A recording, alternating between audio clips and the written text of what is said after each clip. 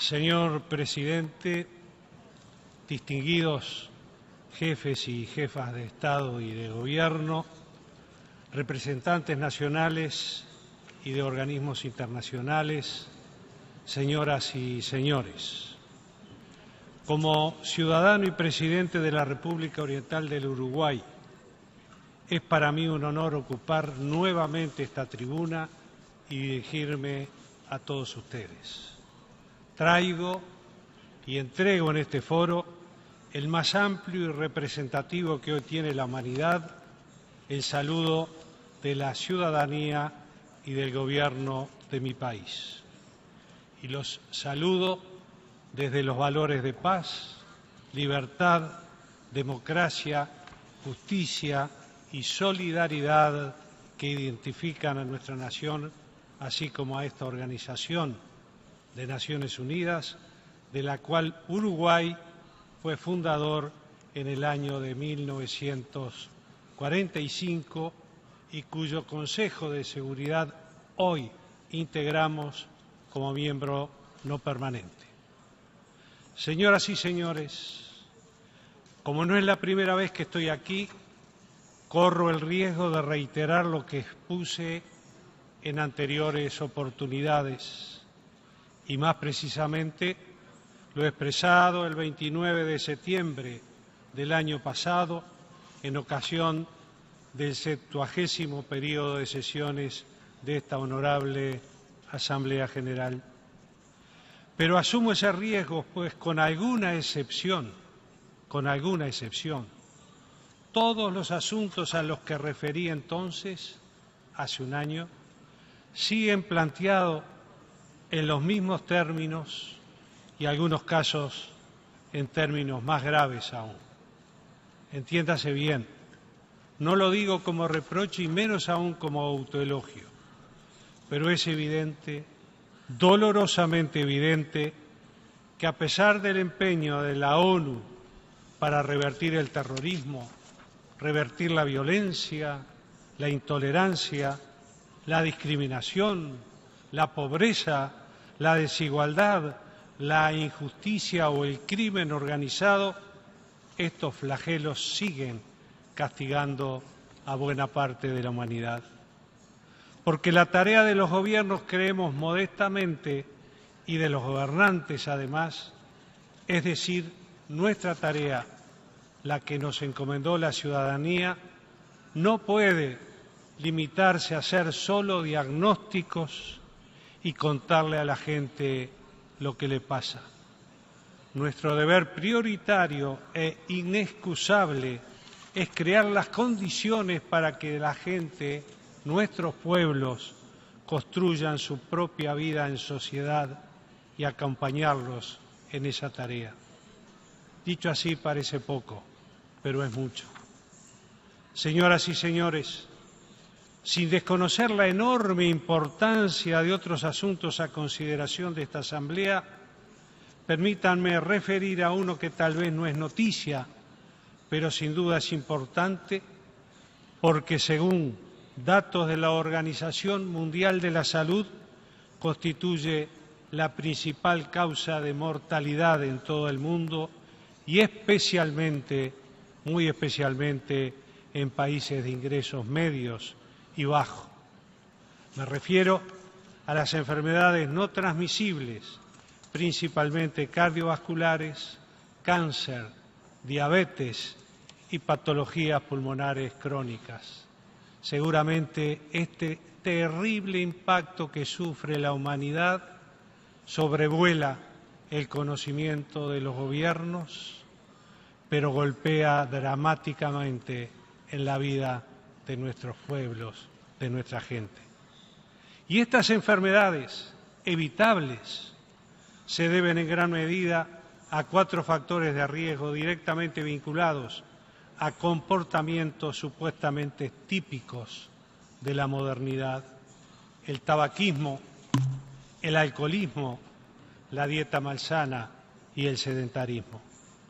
Los principales efectos de estos factores de riesgo recaen cada vez más dramáticamente en los países de ingresos medios y bajos y en las personas más pobres en todos los países, incidiendo fuertemente en las determinantes socioeconómicas subyacentes.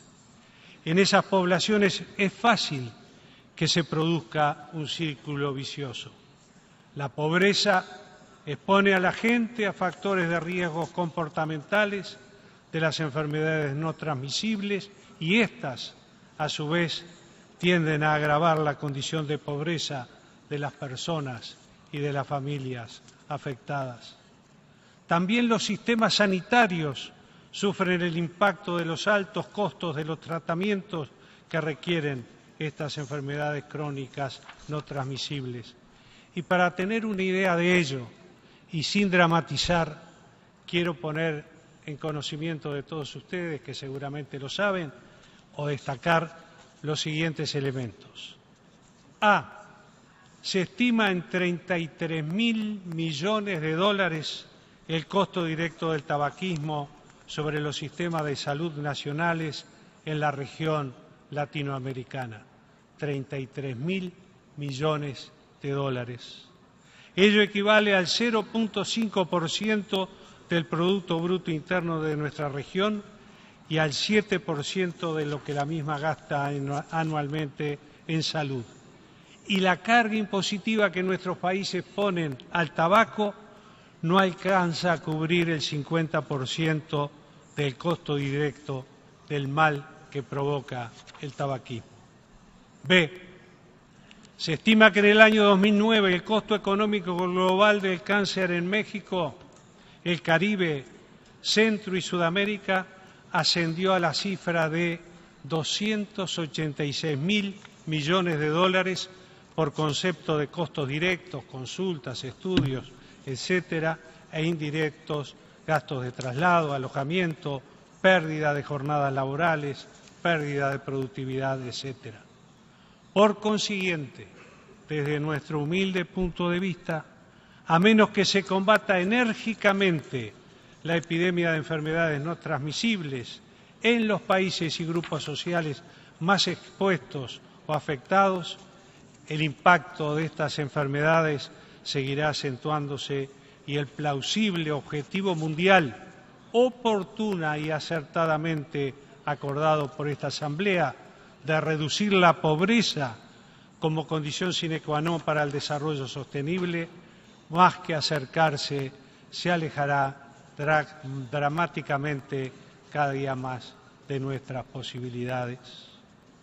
Señoras y señores, si tenemos en cuenta las estadísticas disponibles en la jornada de hoy, en todo el mundo morirán 104.109 personas como consecuencia de estas enfermedades.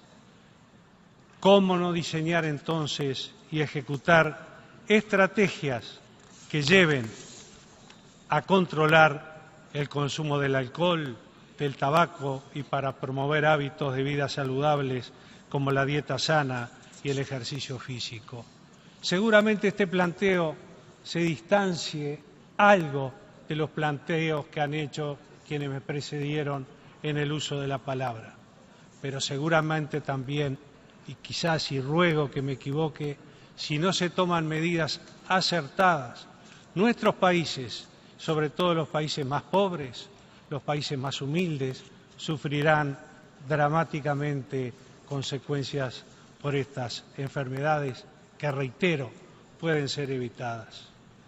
No es seguramente que este no es un ateneo médico ni un simposio científico, pero como gobernante que ni ha olvidado su profesión médica ni se ha desvinculado de la misma, permítame expresar ante esta Asamblea que no solamente es posible diseñar y ejecutar esas estrategias, sino que además las mismas obtienen resultados muy positivos.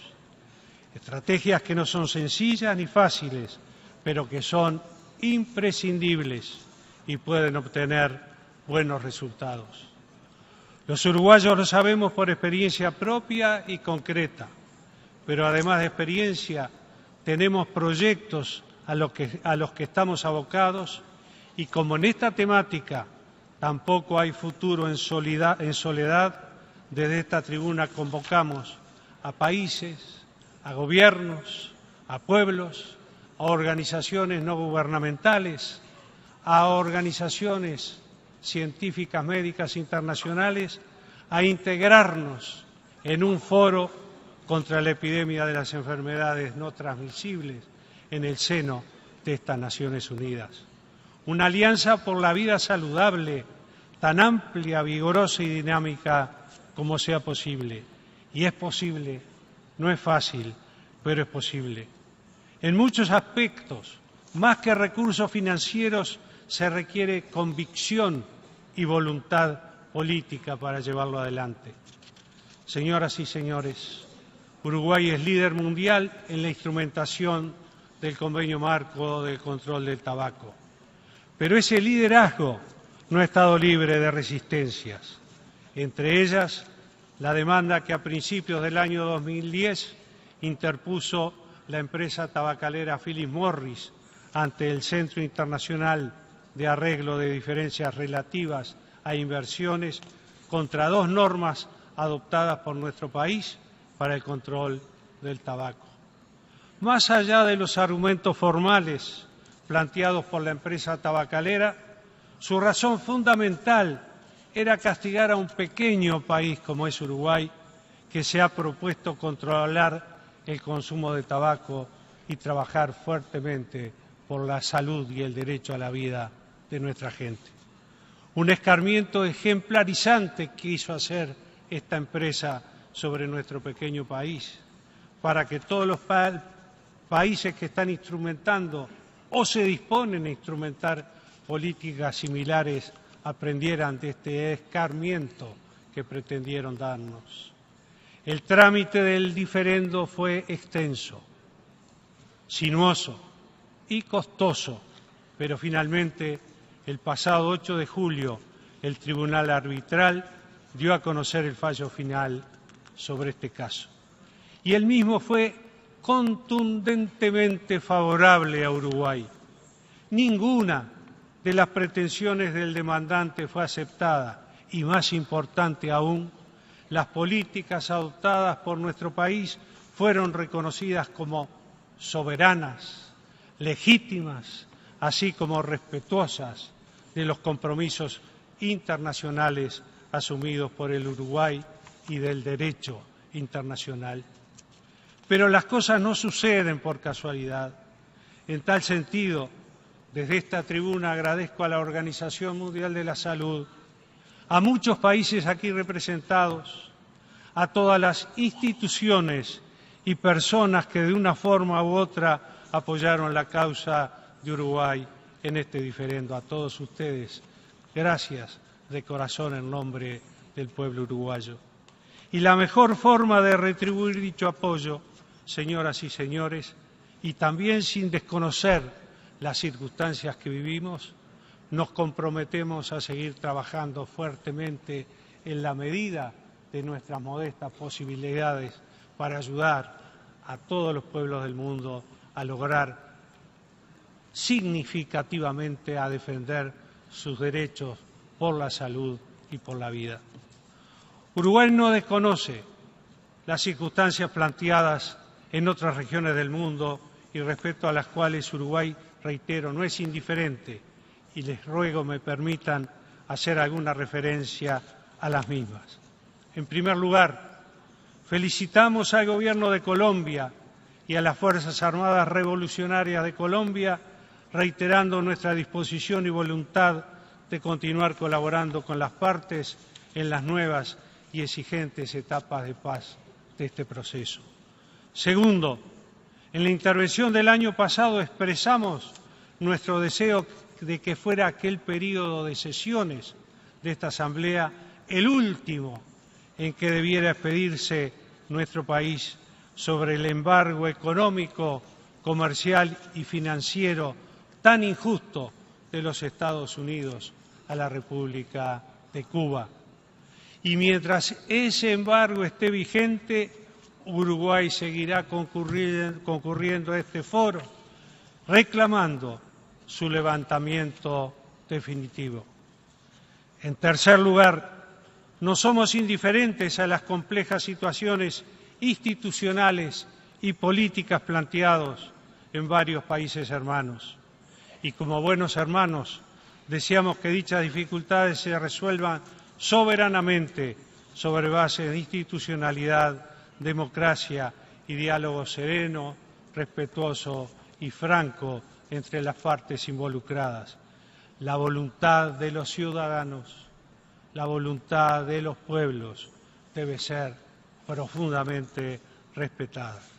Señoras y señores, agradezco enormemente la atención que ustedes me han brindado y asumo en nombre del pueblo uruguayo, ese pequeño país del cono suramericano, en trabajar junto a ustedes, reitero, en la medida de nuestras modestas posibilidades, para un mundo mucho más fraterno, mucho más solidario, con más justicia social, con paz, con respeto y con tolerancia por todos los habitantes de este planeta.